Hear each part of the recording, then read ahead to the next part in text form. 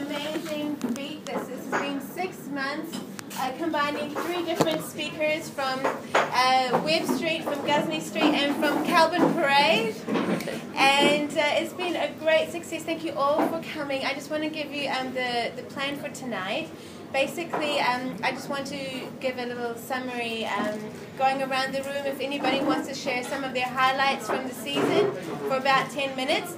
As we do share some of our highlights, I'd just like to pass around the tzedakah box again because we got some thank you tokens for our teachers and also for our staff here at Soho Cafe. So if you haven't done so already, it would be lovely just to add a little bit more. Just pass it around this way. We also have a card for signing for the owners. If anybody, I think most of you have already signed it. So after we go around sharing our highlights, Daniel Frank is going to speak for about 10 minutes. His final words at Ora Torah 2012 because Daniel's going to Israel next year. No. Yeah. We might have a Skype session with Daniel. After Daniel, Rabbi Butler, Menachem Butler, who's here with us for 2 months from New York, will be sharing some words of wisdom about individual learning during the months that there's no Ora Torah. He'll tell you what you can do. After that, we're going to have our gift-giving ceremony, and unfortunately we have some apologies from Giacomo Lichner. He really wanted to be here tonight. He said how much he loved spending time with you, and he only wishes that he could have had longer discussions with you all about the movies, and he'll definitely be on the program for next year. Hal Levine is also not able to come tonight. We don't know if Paul Morris is coming or not. He hasn't replied, unfortunately. And after the ceremony, Rabbi D will be speaking for about 20 minutes. We'll have a last round of orders, and then the film will be screened with no intermission. That is the plan. So, who wants to start by sharing some of their favorite moments at Ora Torah? It doesn't have to be long. It could just be an insight you got or a favorite session you had. Or the ice cream was really good.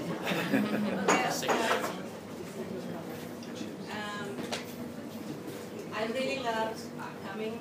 I think I was here every Monday except for once or twice that I was sick. Highlights.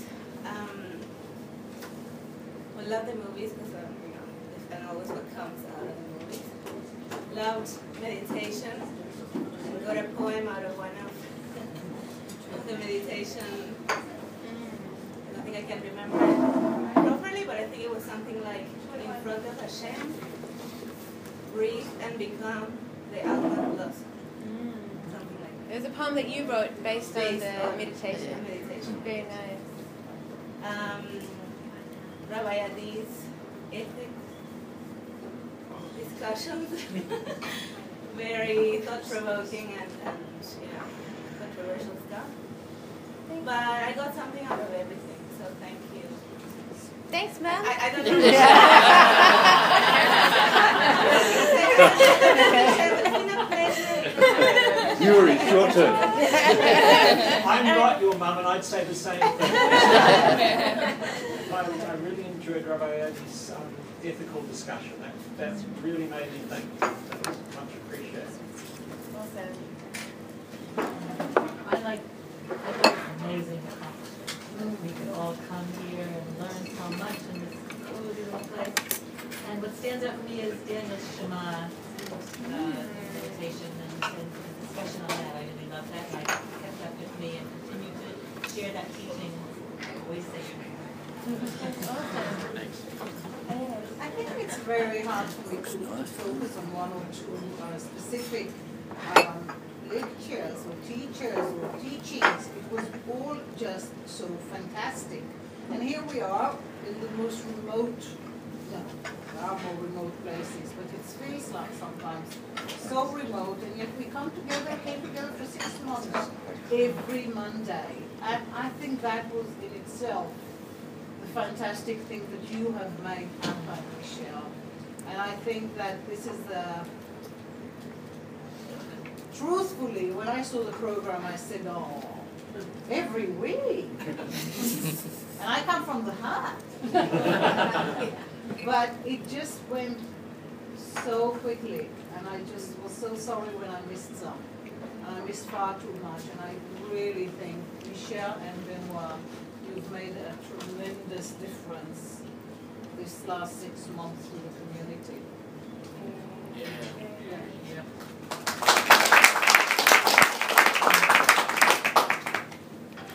Pretty much what everyone else said. Rabbi D's talk on ethics on abortion was just amazing. Wish more people here were to hear it. Again, Daniel Shema also was a highlight for me as well, and it's great having a diversity of opinion both from Orthodox and Reform perspectives and across comparative Judaism. I found really fantastic. Again, I would really love to thank Benoit and Michelle for your making this program happen. It really was just absolutely amazing. Thank you so much. Anybody else like to share some insights they had before we move on to Daniel? Sorry? Anyone want to share some insights they had or a favorite session before we move on to Daniel's speech? I think all I can really do is repeat what's been said, is that every session I've come to, I haven't been able to come to every single one, but they've all been fantastic. So really the highlight for me is not any specific talk or lecturer, but in fact all the hard work that you'll put into it makes fantastic initiative work so well. So I really thank you a lot. So, thank you very, very much. Thank you. I just, yes? One of the highlights, apart from the ice cream, that was great. I think, I got something from almost every session. So I got to discuss and debate with people. So it was great. The kosher sex one with Rabbi Adi was great, not just because of the homework. And also I really liked the Shmita one from you, Daniel. And one I will remember particularly is the one that Michelle did from at the end, because I participated, I contributed to a tiny bit to one night when we were in France, and seeing all the work you've done together, that is quite far from what we started. So you put a lot of effort into it. You made contacts, and people from overseas contacted you again to congratulate you for that from New York and Israel. And so you made a great difference. Actually, not just in my life, but I do actually want to say that what happened after I gave my lecture, the first one on Aguna, I was speaking a lot about Rachel Levmore, who's an advocate in Israel, and she emailed me 2 days later saying that she heard through the grapevine that I did this and that it's affecting some people in New Zealand, and she's really grateful that we've brought this to the attention in New Zealand. So that was awesome. But one of my favorite part, apart from the content, is just when I stop worrying about how many people are going to come and how many orders are going to be placed. After all the worries are set aside, I just love seeing everybody sharing their thoughts, and that moment where we're speaking about God or halakha or Jewish history, and people are genuinely sharing their opinions. And the subtitle of Ora Torah is Jewish Thoughts for Jewish Minds. And I really feel that we fulfilled the purpose of what this was all about. And just so that you know that it's going to be carrying on next year.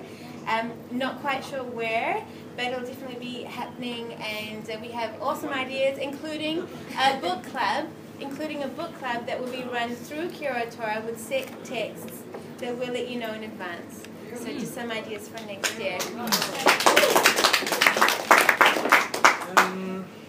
I would like to share a moment, a fragment of life with you. And I'm here for 15 months now, about 15 months, but who's counting? And ever since I came here, I heard some kind of a mantra. 2 synagogues, 1 community. And the honest truth is that it rarely happens. We try to set some occasions throughout the year to celebrate a few holidays together that are not really holidays because of religious differences or ideological differences. And then to watch Ora Torah every Monday, and to see people who are affiliated with either of the congregations or people who are not affiliated with any of the congregations sitting together on the same table, discussing very passionately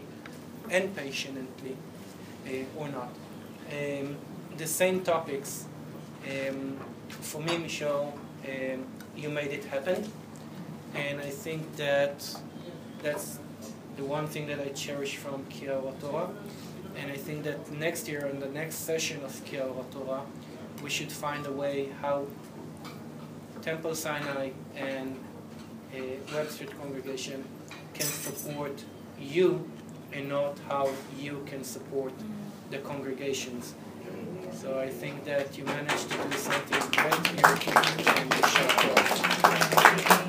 Thank you very much.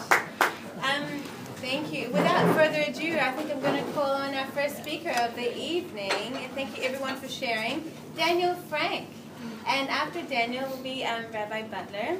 And after that we'll do the ceremony, and then Adi will speak.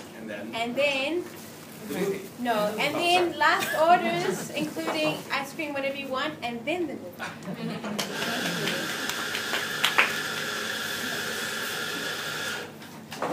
It's quite a good crowd tonight, I guess. Thank you very much for coming. Thank you, Michelle, and thank you everybody for your insights. And once again, Michelle and Benoit, all the amazing hard work that you guys have put in behind the scenes. So, shkoyach. I thought I'd just share a couple of small insights around today's session, which has been advertised as a Siyum. And maybe a few people in the crowd know what a Siyum is, but I'd like to share what it is, what its purpose is, why do we do it, and a couple of nice insights that are connected to it. So essentially, we have a tradition that when we finish a piece of learning, a significant piece of learning, that we hold what's called a Siyum. It's like a celebration. People come together, there's usually a bit of food, sometimes a bit of alcohol, sometimes a lot of alcohol, especially if I'm there. And we celebrate the learning. Where? It's all about there. Yeah, you can. I never said it was free, but maybe I'll sponsor some. So a couple of nice insights. The Gaon of Vilna, one of the genius commentators of the 18th century, points out something quite nice about the word Siyum. If you break it down, and take each of the letters of the word, and then you break the letters down into their spellings. Each Hebrew letter has a way that it's spelled. You'll notice something interesting with the gematria, the numerical values of the letters. If you take the first letter, Samech, it's spelled Samech Mem Chet. Samech equates to 60, Mem 40, and Chet Chaf 20. Not Chet, Chaf, always confused. So Samech 60, Mem 40, and Chaf 20. Yud is spelled Yud Vav Daled. Yud is 10, Vav is 6, Daled is 4. Vav is just spelled Vav Vav, and Mem is Mem Mem. And what's interesting, if you look at the first letter of each of the sequences and take its numerical value, it adds up to the sum of all the other letters afterwards. So the Samech, 60, is equal to Mem 40 plus Chaf 20. And the same with Yud, 10 being equivalent to Vav, 6, and Daled 4. And the message that the Gaon of Vilna shares with us is that when you have a Siyum, when you have someone who's finished the learning and people come together, the mitzvah, the experience of learning, of finishing that learning, the happiness that we experience, is joint across the whole group. It doesn't matter how much you've learned. As long as one person's completed, they're sharing that experience with all the people there. And that's shown with the numerical values adding up for each of the letters in Siyum. So I thought that was a nice little idea. And so here we have a whole bunch of people that over the last 6 months have been involved in different classes that we've had, and together we make up this whole experience, this happy occasion of celebrating all the learning that we've done. So I think that's something we can all be proud of, that we're experiencing this this tonight. just a traditional Siyum, just a couple of notes about that. Usually what happens is it's made over a significant piece of learning. So traditionally it'll be a tractate of the Talmud, when somebody finishes that. The whole 5 books of the Torah, usually with commentary. The books of the prophets with commentary, or a major work of Jewish law like Shulchan Aruch, something like that.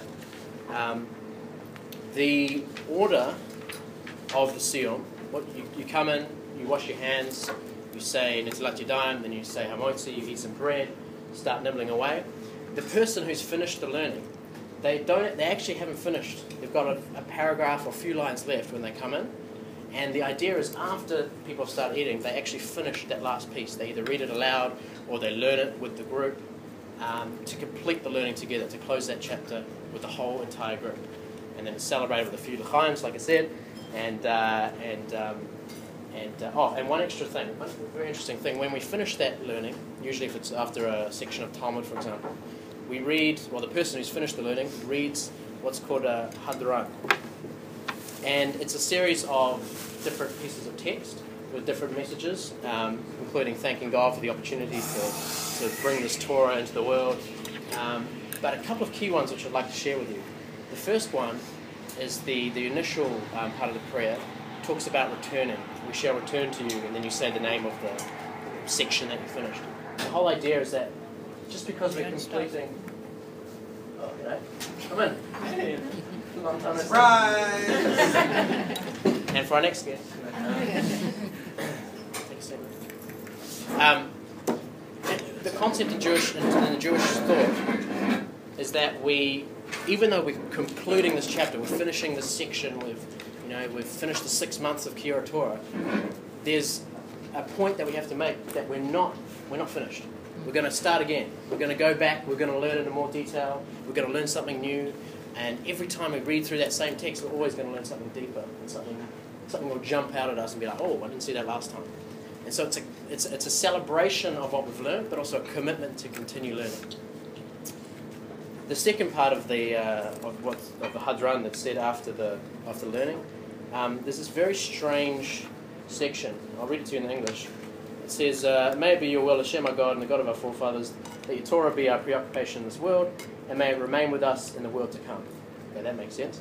And then it says, "Chanina bar Papa, Rami bar Papa, Nachman bar Papa, Achai bar Papa, Mari bar Papa, Rafram bar Papa, Rachish bar Papa, Sucha bar Papa, Ari bar Papa, and Dura bar Papa." Anyone know what's going on? What's all this Papa business, right? What's that? Tay Papa, Harry Papa? No, wait. Firing machine gun. What? Someone firing a machine gun. Could be, yeah, biblical machine guns. So the commentators ask, well, why do we say this? Why do we mention these words? So what it is actually is it's a sequence of names. In the Talmud there is a rabbi known as Rav Papa. His name frequents the discussion of the Talmud right through the text. And these are his 10 sons. He has 10 sons that are mentioned in the text. So the question is, why are we mentioning these 10 sons? What do they merit to be randomly thrown at the end of this after a piece of learning? So one of the answers is that Rav Papa used to put a lot of money up to support the Siyums that would happen in his town. Someone would finish a piece of learning, they wouldn't have enough money to buy food and vodka for the learning, for the celebration. So Rav Papa would put the money up, and in his mirror, he gets his name and his children mentioned in the Hadran. I found another interesting answer, because I wasn't very happy with that one. I thought, it can't be it, there must be more to it. So I found this nice idea. In the Talmud, the entire Talmud, we find 10 times, exactly 10 times, where Rav Papa comes into a situation where there's dispute between 2 groups or 3 groups, and he makes peace. He says, I accept all your opinions, and he brings peace between the people who are disputing. 10 times, and if you're interested, I've got them all here. The message that we can learn from this is that often when you're having discussions and debates, in a Jewish context like we have in Ora Torah, sometimes you can get emotional, sometimes you can get upset, sometimes it's personal. Rav Papa brings this message of, oh, hold on a second.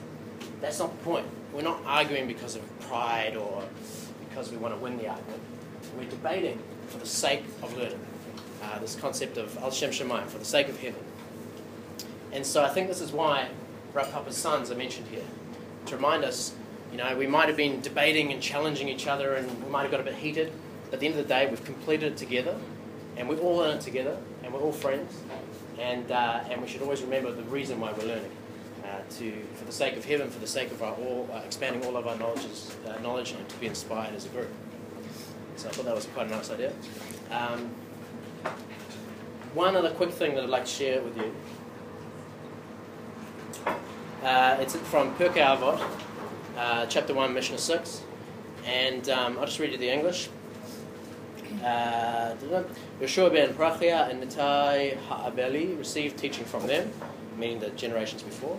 Yeshua ben Prachia said, take a teacher for yourself, acquire yourself a friend, and judge every man favorably. I think when it comes to Jewish education, this is quite an important message. Quite often we come to these sorts of events and we learn, and we like the debate, we like the knowledge that we've learned. Then we walk away, and that's it. It's another day closed. This message has come to remind you that it's not just that. Jewish learning is active, is engaging, and continuous. And in fact, the words in the Hebrew, take a teacher for yourself. In the Hebrew, it's aseh lecha rav, which almost translates to make yourself a teacher. It means engage, mold, build that relationship with someone, continue to learn from them, and vice versa. They will become your teacher, you will become their teacher, and you'll have that constant engagement. So I hope the teachers that are sitting around the room today and over the last 6 months will not be just here in this environment, but always around to have those discussions and those debates and those, the learning that we've experienced in any context. And I hope the people that have been part of the audience take up that opportunity to continue the learning outside of these four walls. It then says, acquire for yourself a friend. Ukneh lecha chaver. The word to acquire, also the same root as to purchase, to buy. Once again, implying that it's not a, you're my friend, he's my friend. It's an active engagement. And I think it applies to learning too. You can learn with a friend. You can find friends to learn with a one-on-one, small group, large group. But it must be engaging. It must be active. We have to really make an effort to make the most of that opportunity. And then it ends off with, and judge every man favorably. I think there's a similar message here to what we see with the Rav Papas. That what's the point of the learning? Not to be, I'm better than you, or I know more than you, but to do it Al Shem Shemayim, for the sake of heaven, to engage as a group and come out happy and at peace, and with much more knowledge than you did before, so that you can be a better person in the world. So I'd like to wish everybody here that they continue to engage with their rabbis or with their friends or with their teachers, whoever it might be. Continue that learning process and have fun. Bye.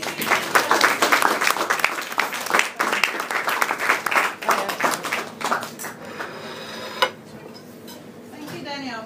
Now, one word that you used that I didn't know comes from this is hadran. Okay? Now, in Israel, in common use, the word hadran is used for on-call. On-call.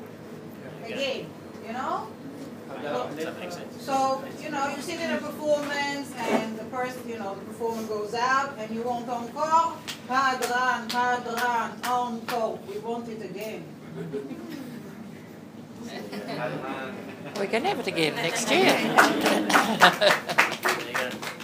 Now let's look.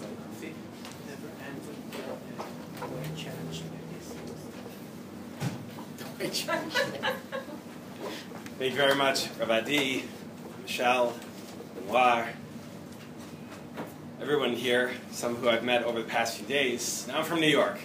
And in New York, when we have a Siyum, we all do this. If everybody can stand up. You don't have to stand up. We all put our legs like this. We go like this. I'm just kidding. It was either going to be tonight or tomorrow night before Kol Nidre, so.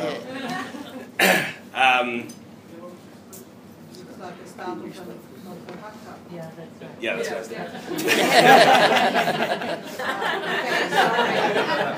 Sorry, the old mind is...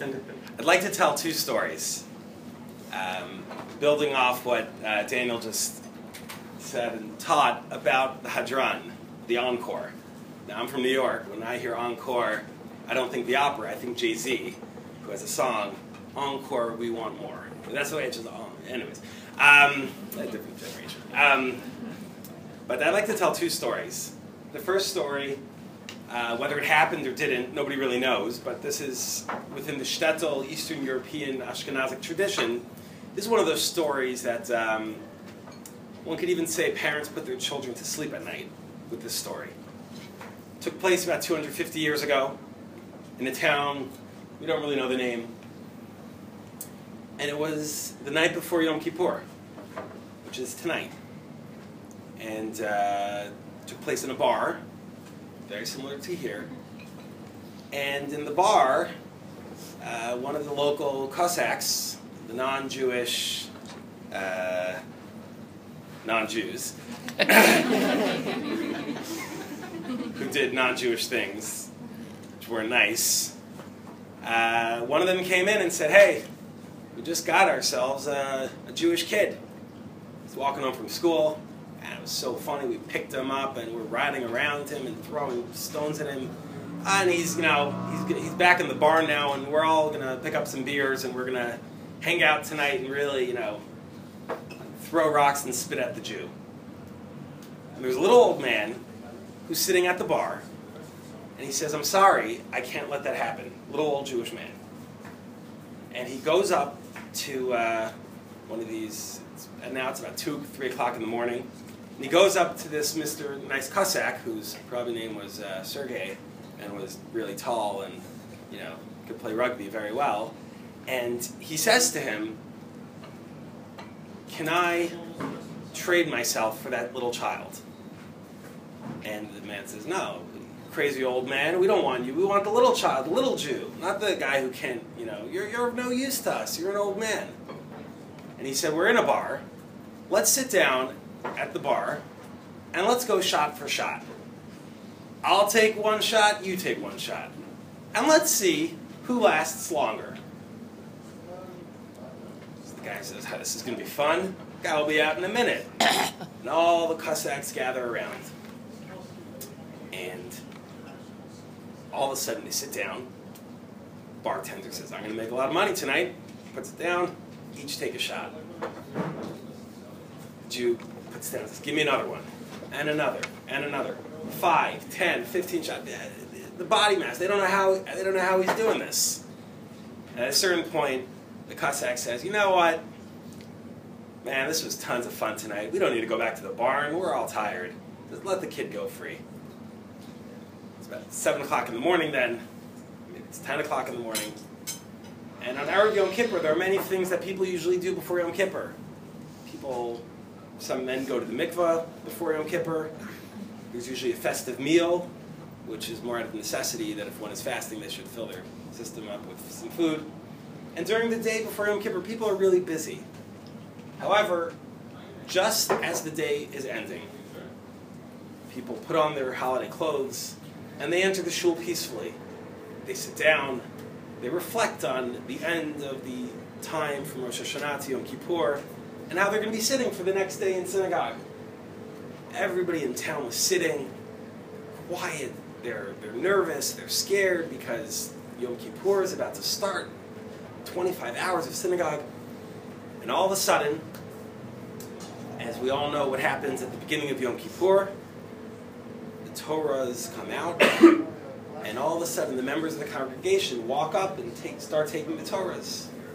And they surround the Chazan, who with his deep, resonating voice begins, "Oh, Nidre." And everybody there starts crying. At that moment, the doors in the back of the shul open, and the man who the night before was drunk because he was in a bar runs in, and he says, "Torah's being carried? It must be Simchat Torah." And he runs up and he says, Torah, Torah, Torah, Torah. And everybody in the shul's like, what is this guy doing? Get him out. Does he even have a ticket? Does he have a seat? This guy can't. And the bouncers or the guys pick him up and they start throwing him out. And then all of a sudden, the rabbi in the front says, bring him up front. And he says to me, he says, young man. The man's about 80 years old, and he says, were you the one who was in the bar last night? He says, oh man, that was a crazy night. Oh, I drank so much, but we got the kid out. Don't worry, don't worry. But I am so drunk. And the rabbi says to him, do me a favor, sit right here. He says, what, I'm in trouble? He says, no. He says, you don't have to say anything today. He says, you are free until Simchat Torah. He said, when you walked into this shul, you were at a state of ecstasy and happiness that takes us a few days and a week or so to get to. We're depressed, we're sad in Yom Kippur, and we have to pray to God to forgive us. He said, last night in the bar, you showed God what it means to live as a Jew and what a Jewish life means to you. Not your kid, not your grandkid, but someone in your community who you might not have even known. He says to you, just sit right over here. Let us daven for the next few days. Rosh Hashanah for Yom Kippur and Sukkot. And then Simchat Torah, you'll come back in the circle. Because now, you don't have to do anything. You're done. We mere mortals have to take the steps to reach the level of Simchat Torah. That's the first story. Probably never happened. But this is a story that was told. Second story involves not Eastern Europe, where the Cossacks were rounding up Jews, but New York, in the mid-20th century, but also a man who came from Eastern Europe, from Russia. The man was a boxer, and he fought, and every Saturday morning he went to the local boxing club, and he came to America, and he came with his wife and children, and he never had the opportunity to study Jewish texts, to go to Jewish school, to go to yeshiva. But he knew he was Jewish because he was in the Jewish boxing club. And that's what made him, that was his connection to the Jewish community. So, he and his wife had a child, and rather, he wasn't going to send his kid to yeshiva. I mean, come on. He's not into that. But he decided, the Lower East Side has tens of thousands of Jews. Why don't I find him somebody to study with, to learn about what it means to be a Jew? Not just to fight as a Jewish fighter, but to learn some basic Jewish texts. So the boy was 10 years old, and 11, and 12, and he started studying before his bar mitzvah. And he had his bar mitzvah. But after that, like every teenage boy, he had no interest in staying connected with the community, with the learning, with the formalities of the community, but he kept up studying with his study partner. Until he got a little older, he was in high school, he started excelling in his studies, and he started learning more about his Judaism, and started learning more texts. He had a text-based appreciation of Judaism. He was a very smart young man. He was studying math. And one day he says to his father, he says, Dad, I understand that you never really had the opportunity to study Jewish texts, but I've been studying for the past few years. Would you and I be able to study together every week? He said, just a little thing, the two of us. He says, okay. Started when he was 16, 17, 18, 19, 20, 21, 22, 23. Then one day, the son gets married, and he moves out of town. And the son says, sorry, Dad, my wife wants to live out in the suburbs. The Lower East Side is not going to cut it for us anymore. So he says, do me a favor. He says, maybe once in a while, maybe once every few weeks, we could still study together. So the son said, yeah, but it's not going to mean anything. Once every 3 weeks, it's not. He's like, I want to have a connection with you, my son. I want to study with you. Okay. So they decided that every Sunday afternoon, they would come back to the city, they would have Sunday night dinner, and while his wife and now his young children would be playing with their grandmother in the living room in there, and he and his father would go to the dining room table and they would sit and they would study for a half hour. The father says, you know, you're grown up now. He says, I'm much older. He says, tell me, what do people your age study? He says, well, you know, I've never had the opportunity, but I've always wanted to study the Talmud. He's like, so I was thinking, maybe you and I could study the Talmud together. Now, the Talmud is about 2,000 pages long. Daniel's actually studying a page of the Talmud every day, and it's a very rigorous study. And he says to his dad, you know, let's study the Talmud, okay? We're studying every 3 weeks. He comes to visit his parents. And after a while, you know, 6, 7 months, the dad was like, okay, you know, I kind of feel bad. I said study this Talmud thing because we're not making any progress. At the end of the year, they finish one page of the Talmud. The dad says, you know what? The grandkids are here. It's more important than learning because I'm able to see the next generation of Jewish kids. So let's stop learning and let's all sit and we'll just play with the kids together. The son, by this point, had become somewhat more connected within the Jewish community, and he knew that in the Lower East Side of Manhattan there was a rabbi, a very great rabbi, who was about this tall. His name was Rabbi Moshe Feinstein. Rabbi Moshe Feinstein, though he was this tall, towered over all other rabbis in America and around the world. And he was an amazing guy, and people would call him, and he would be getting a question on brain death, and he would be getting a question from the neighbor down the hall who says, Rabbi Feinstein, is this chicken kosher? I mean, he was really one of the last people who still got those questions. And Rabbi Feinstein, just in terms of those chicken questions, used to say, well, what bakery, what butcher did you get it from? And he said, well, I got it from this butcher. He says, you know, yeah, they have good chickens. I used to get my chickens from there. You know, you should get it. There's another bakery, another butcher you could also get it from, but you could definitely get it from there. And he made the woman feel like $1 million. So this man decides on a Sunday, before he went to visit his father, he would arrive in the Lower East Side of Manhattan just a little earlier. And he says to Rabbi Feinstein, he says, you know my dad, you see him walking down the street. He doesn't go to your synagogue. He doesn't go to your yeshiva. You knew him from Russia. You guys, your families were friends. He says, he and I have been studying together every few weeks, for years now, but the past year, every few weeks we've been studying a few lines of the Talmud. And we're finishing up now. We finished the first page. And Dad says to me, I can't do it anymore. And he says, and I know he's never going to have a chance to ever study Torah again. He says, is there anything that I can do? He says, I was thinking, I always see these people in synagogue, they get up and they make a Siyum, like Daniel mentioned, when they finish a tractate of the Talmud, or at the end of the year, they finish learning the whole Chumash. He's like, is there anything that I could do with my father? He says, I was just thinking. He's like, and if I'm wrong, just please tell me if I'm wrong. He's like, can I make a Siyum on the first page of Masechet Brachot that I was learning with my father? Feinstein thinks about it. He says, gotta tell you, I never had this request before. Nobody ever asked me this. So I'll be willing to do it on one condition. He says, if you don't agree to this condition, you can't do it.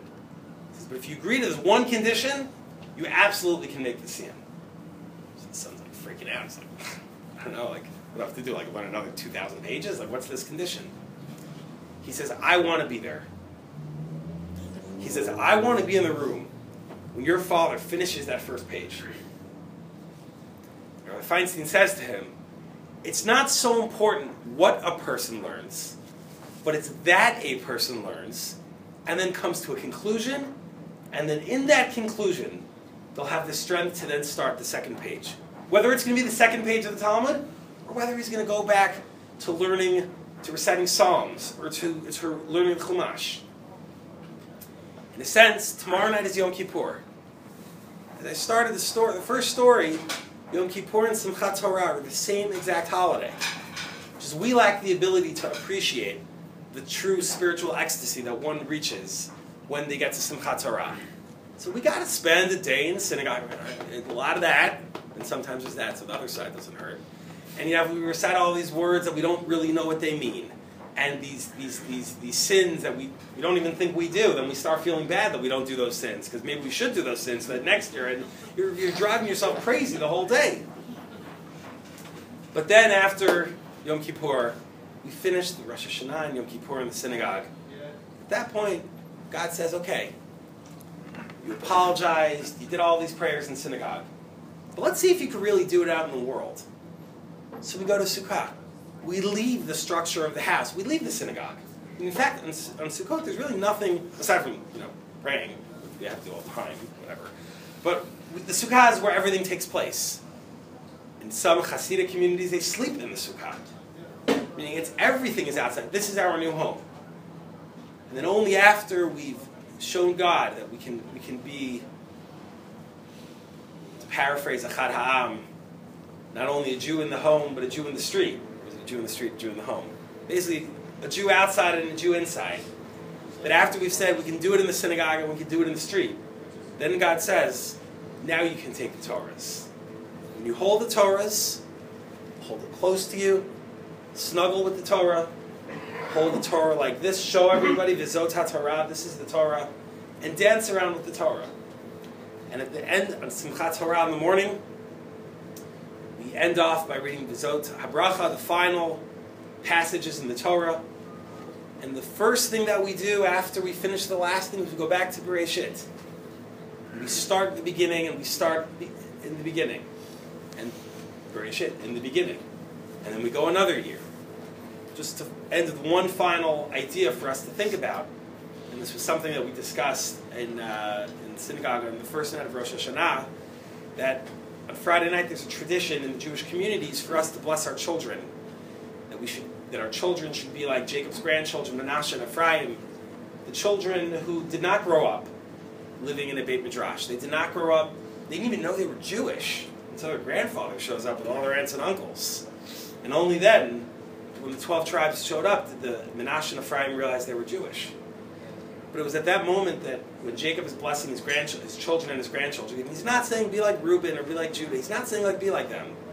He says, I see in the future that my children and descendants are going to be dispersed everywhere in the world. He says, and the important thing is, he says, you have to know how to live in the diaspora.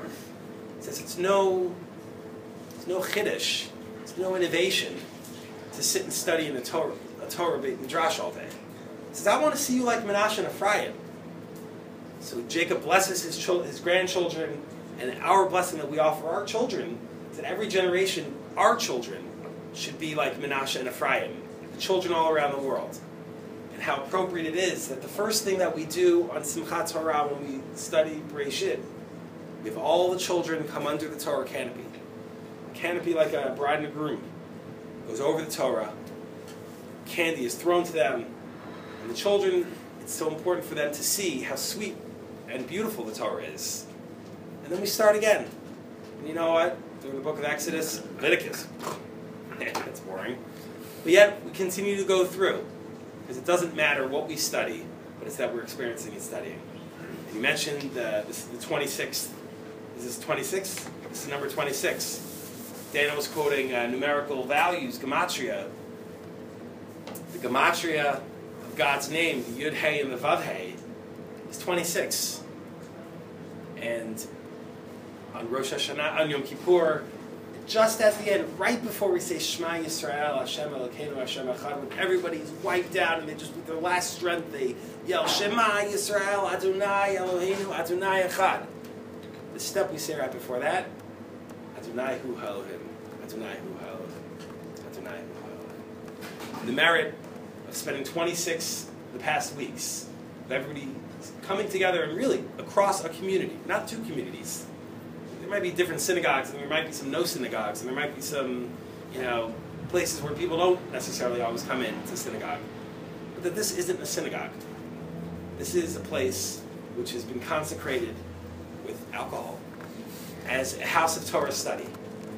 And it's beautiful. It's more people here than would come into a synagogue, because in synagogue, this thing, who's going to speak? Where am I going to sit? Who's going to talk? What are the songs going to be? It doesn't matter here.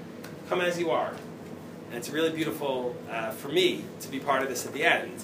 And it just energizes me. And I look forward this coming year to hear the different topics that come in that are discussed, the different movies that are discussed, and just to finalize. And one final thing, because we have to watch the movie. I'm sorry, because we have to give that. One final thing, there's going to be a book club this coming year. And I mentioned to Michelle, I said I would love to be involved in any way that I can. And even far away from it, I'll be in New York. I would love to study the books as well. I mentioned the suggestion, I just finished reading a book by Amos Oz, A Tale of Love and Darkness, where he talks about growing up in Jerusalem in the 1930s. And forget about the religious, forget about the secular, forget about the Arab. Talk about what it's like to grow up as a child in Jerusalem, and to live through independence, and to then go through a new time, a dawn of a new day. And really, when we all look around, we're all very different. But it doesn't matter. That's on the outside when everything's rushing outside. But inside here, we're a Jewish community. And it's really great to be here. So thank you very much.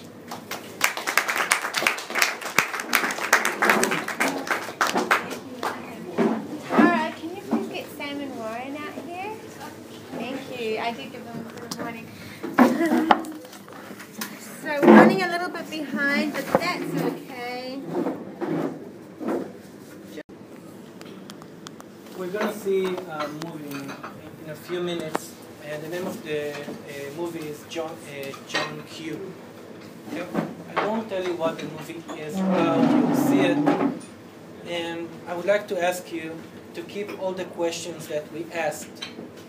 Some of you were here, some of you were in other lectures throughout this series. One of the things that I try to do is to encourage you to ask questions, and not necessarily to jump up with an answer or with a conclusion. And when I say I'm going to surprise you, what I wanted to say is that I don't believe that such a thing as Jewish ethics actually exists. I believe that ethics, human ethics, exists. And I believe that through study sessions like that, we learn to embrace and we learn to use the Jewish discourse. Now, we can learn and embrace the Jewish discourse from studying Talmud, from studying Torah, from wrestling with the words of the sages, or modern halacha, or ancient halacha, modern philosophy, the Maimonides. It doesn't matter. For me, what matters is that we are using the Jewish discourse, that we are using the Jewish terms, that we relate to Judaism not only as something that takes place in a synagogue while davening, or when we bring our kids to Sunday school, or when we are in Habo or Bnei Akiva, that are very special environments. Those are the Jewish bubbles that we created for ourselves in New Zealand, in the States, even in Israel. There are Jewish bubbles. And I think that if we will try to bring into our conversation the Jewish terminology, the Jewish discourse, not only in Yiddish. Okay, I'm talking about a few words in Aramaic from the Talmud, a few quotes from Shir HaShirim, from Psalm. If we will go to see a movie like the one that you're about to see now, and you will have Jewish questions echoing at the back of your mind, that's for me Jewish ethics. To speak the Jewish language, to live the Jewish culture, and not to leave it to those little bubbles in our life. And I think that this is what Jewish identity is based upon. To think Jewish. It's not just about being Jewish in your home or outside. It's very important. But I think it's about how we live our life. It's about our Jewish being. And that starts with the way we think, with the way that we verbalize our thoughts. So I'm gonna stop here.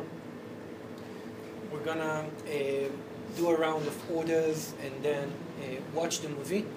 And at the end of the movie, if it's okay with you, Michelle, before you run home, I would like to ask each and every one of you to write down or to think about one Jewish question that you can ask about this movie. It will take us about 7 minutes. Okay, one Jewish question. Is Denzel Washington Jewish?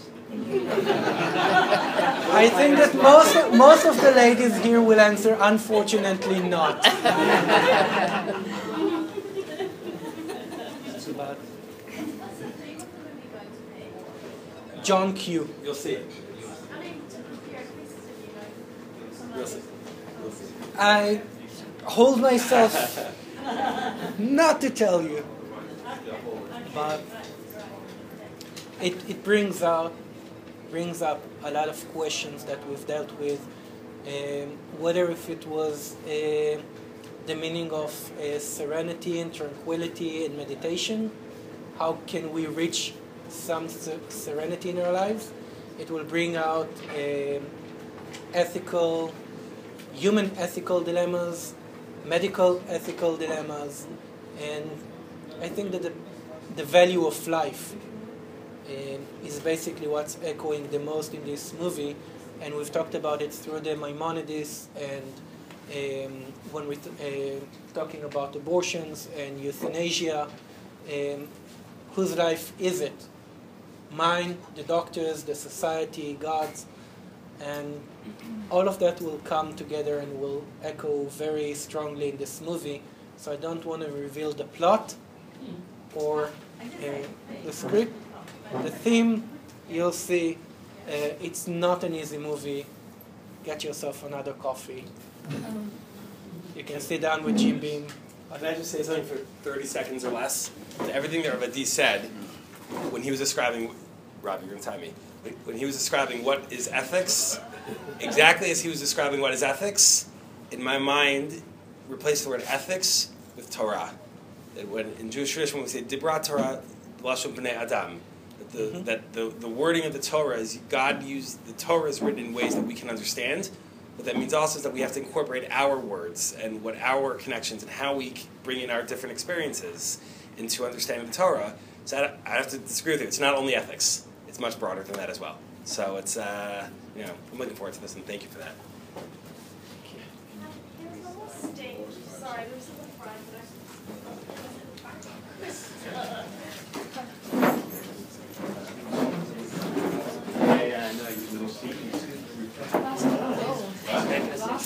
Yes.